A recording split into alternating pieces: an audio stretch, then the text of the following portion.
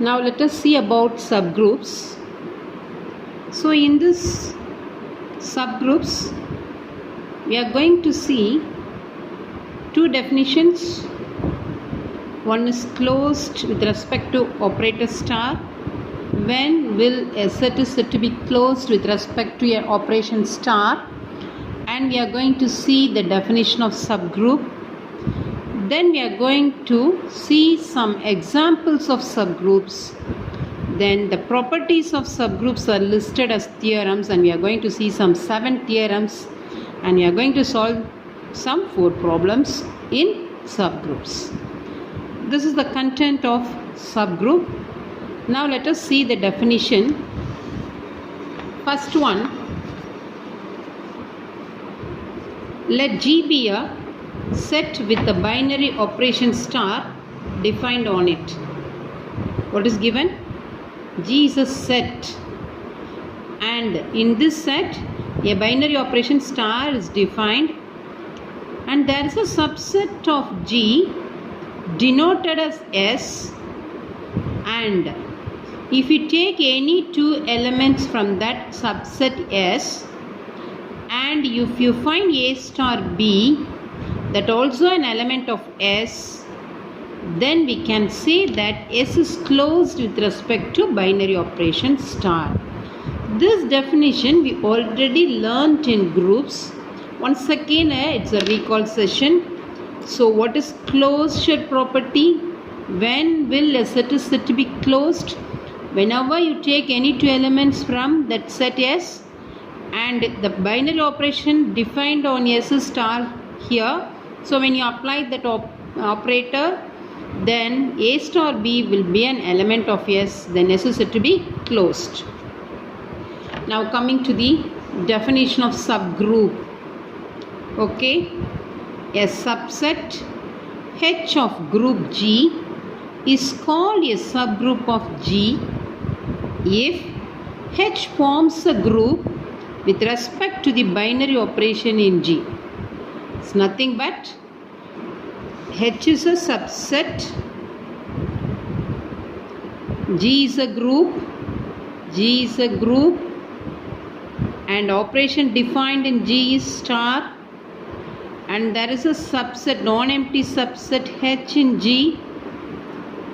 Then with respect to this operator star, if H also satisfies all the properties of groups, the 4 properties of groups, then H becomes a group.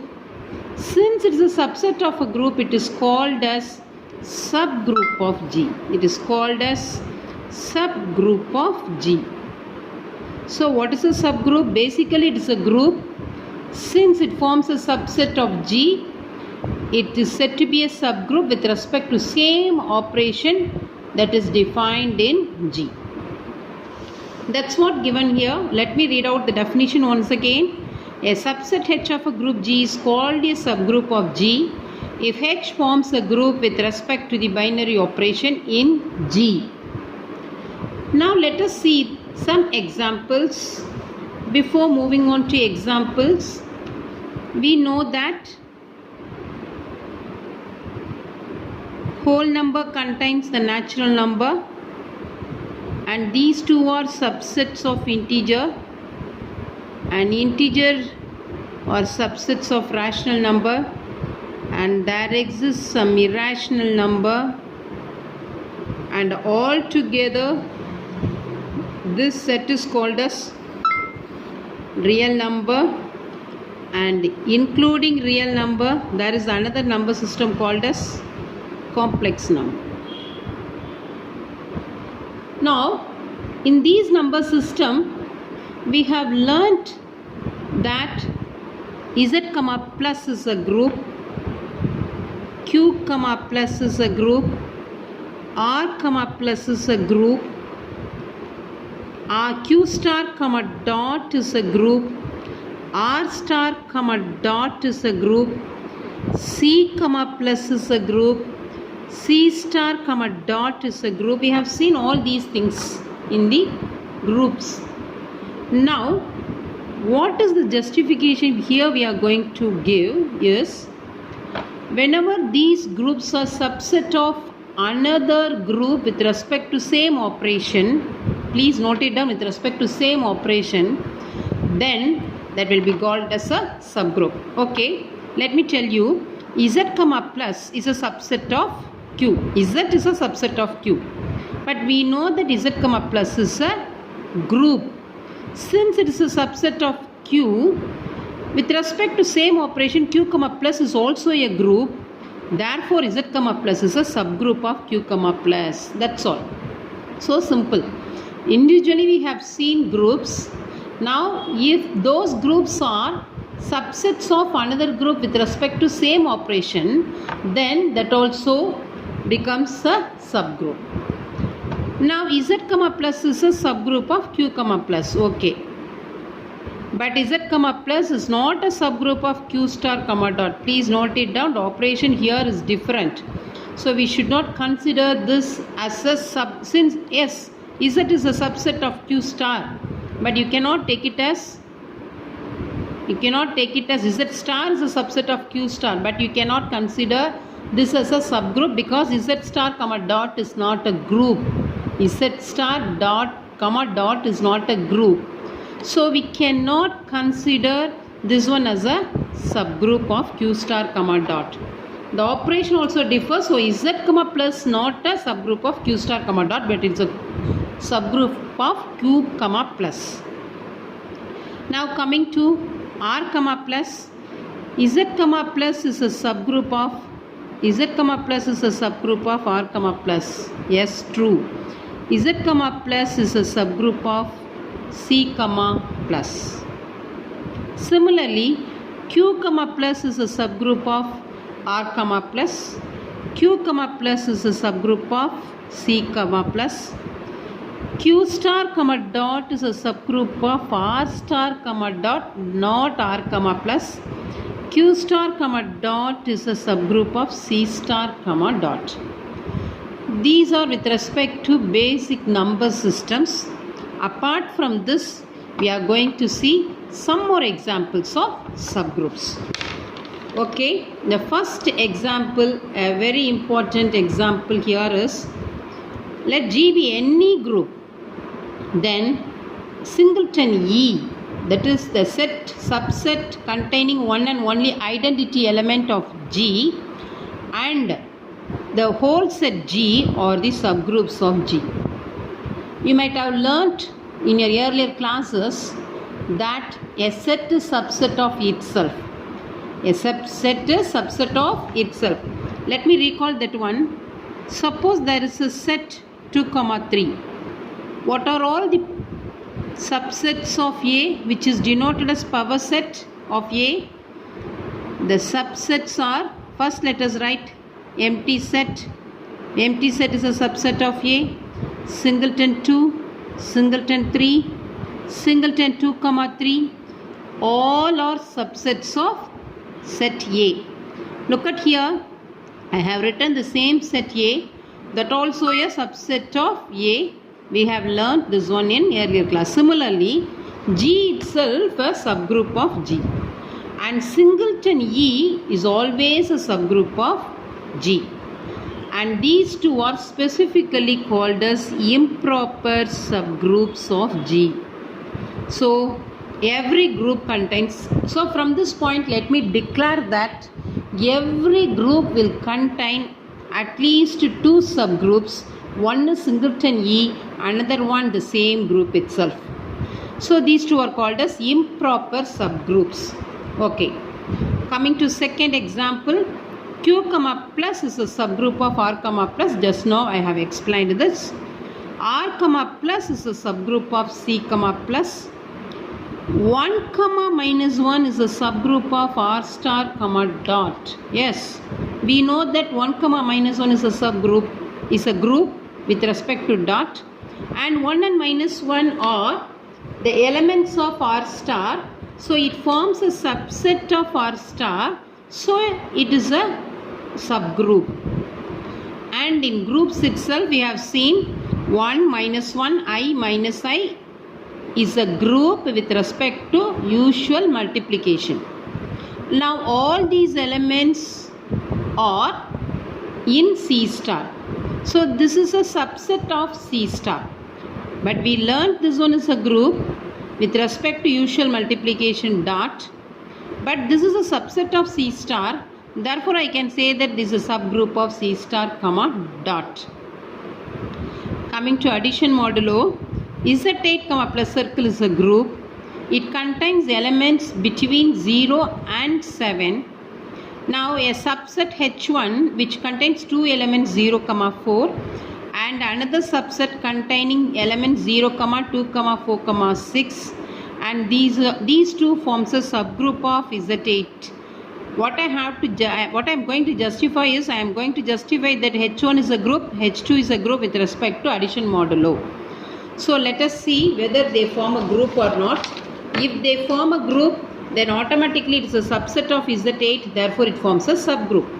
Now I have taken the elements of H1 0, 4, 0, 4, 0 plus 0, 0, 0 plus 4 is 4, 4 plus 0, 0, 4, 4 plus 4 is 8, 8 divided by 8 is 0. So this is with respect to addition modulo 8. So now look at the entries, all the entries are entries of H1 0, 4 and 0 is the identity element. It is always associative, Z8 is associative, so here also it will be associative, and 0 is the additive identity that belongs to H1, and inverse of 0 is 0, inverse of 4 is 4, so the inverse of two elements are the elements of H1 itself, therefore inverse exists, therefore H1 is a group. Please note it down, H1 is a group, but it is a subset of Z8 comma plus circle, therefore H1 can be called a subgroup of Z8 comma plus circle. Next subset H2 0, 2, 4, 6. Let me form a Cayley's table.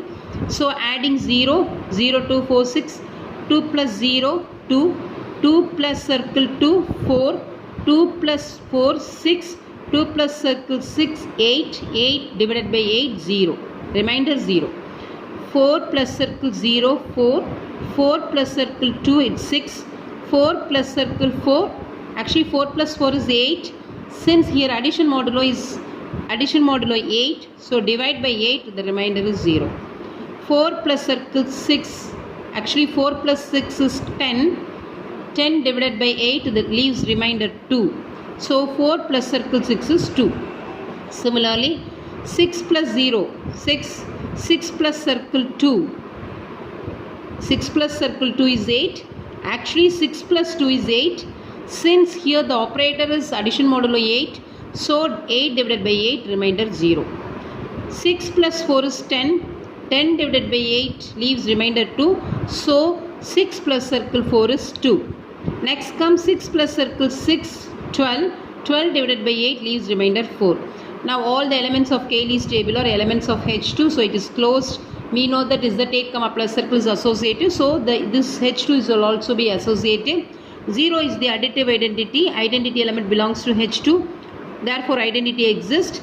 Inverse of 0 is 0, inverse of 2 is 6, inverse of 4 is 4, inverse of 6 is 2. So every element has inverse, and inverse also belongs to H2, therefore H2 is a group with respect to addition modulo 8.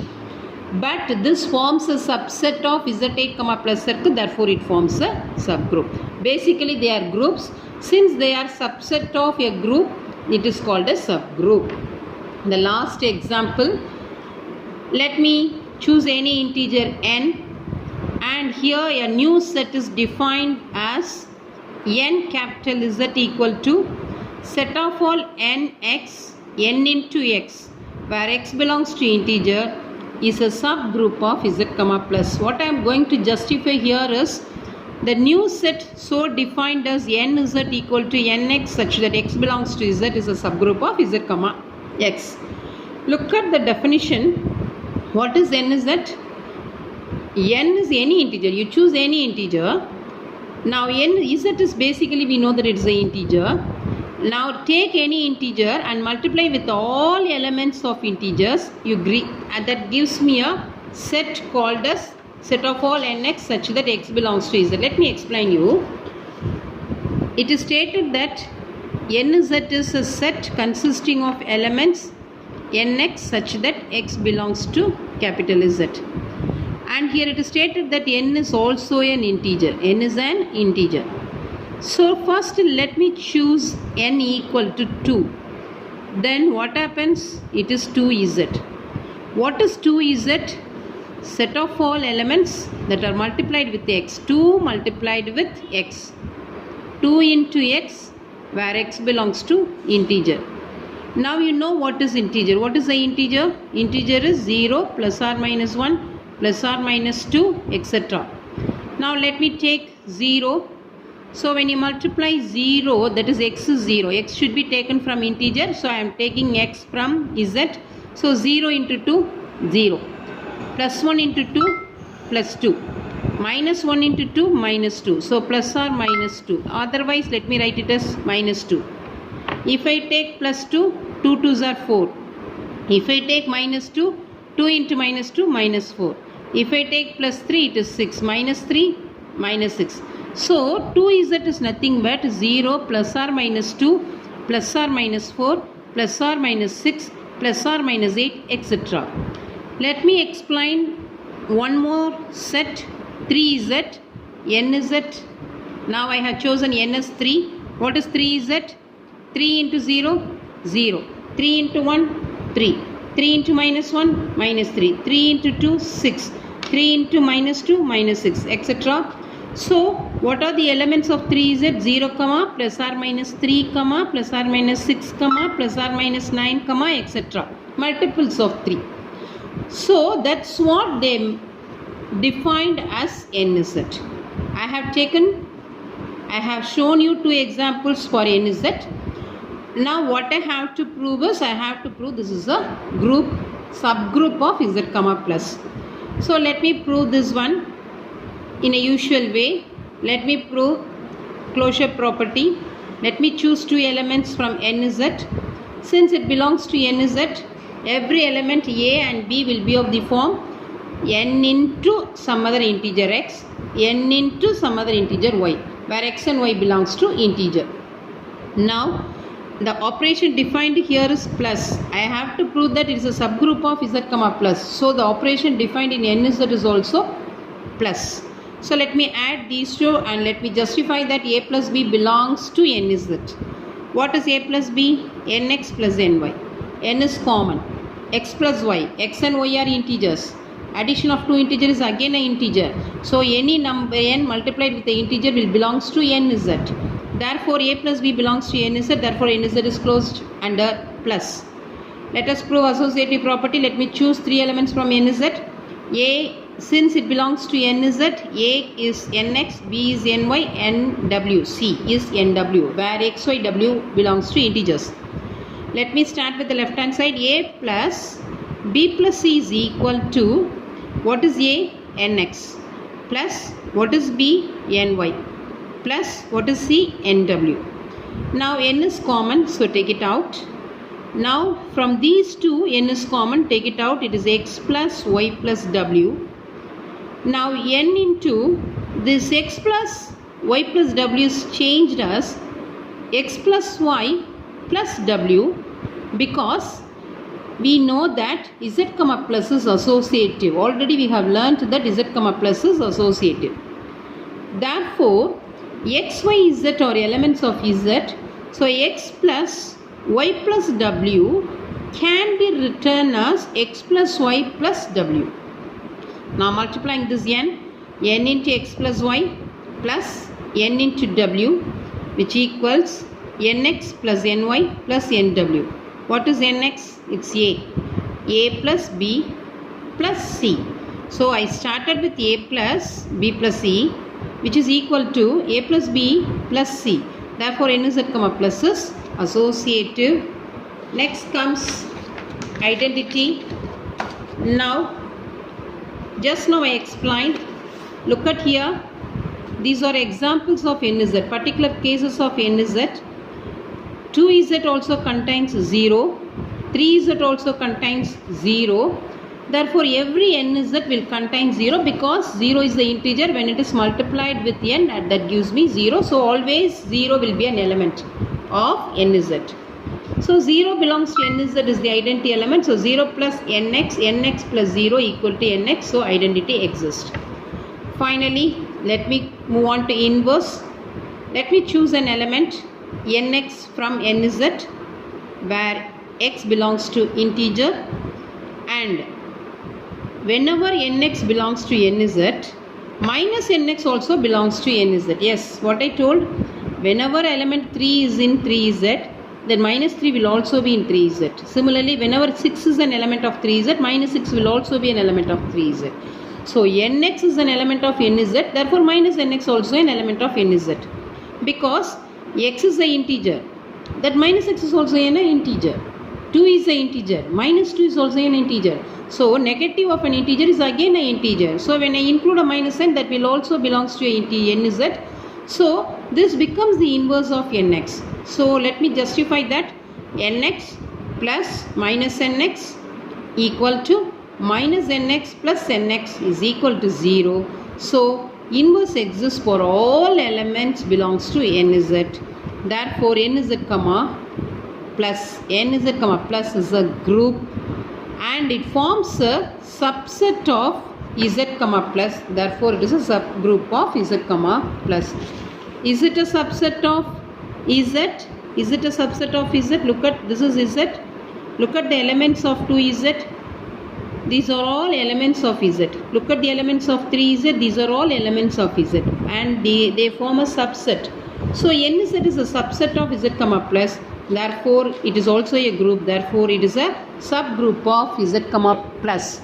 So we have seen examples and definition of a subgroup.